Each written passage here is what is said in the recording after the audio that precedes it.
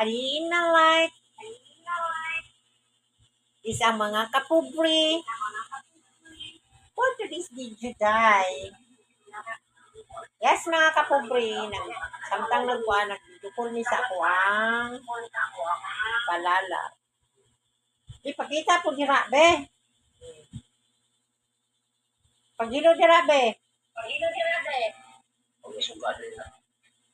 May suga niya mga kapobre. Pag-hi sa itong mga followers. Nga, hi.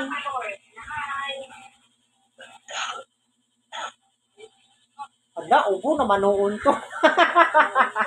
Tingnan ba, pag-hi ba? Nga, hi. Say, ayo abi kay mo tanaw din atong video. Nga, hi mga kapobre.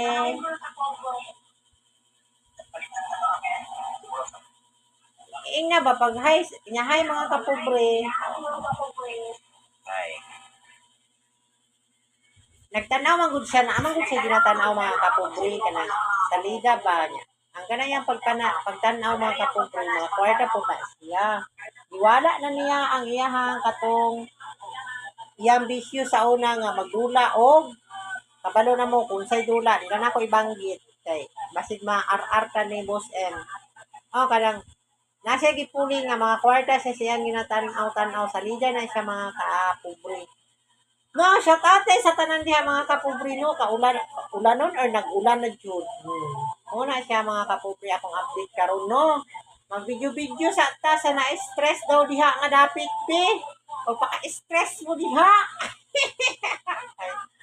Bita mga kapobre, happy lang yun ka, good vibes lang yun ka mga kapobre. Yes, aday ko pahibalo mga kapobre ba? Ganina mga kapobre, around mga 7 yata to sa gabi. Karon lang yun baguhay.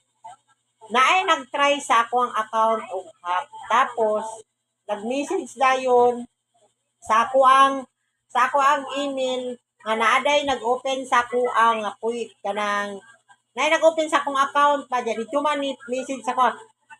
Pag open ako sa akong account mga ka-pobre, nag-temporary og lock.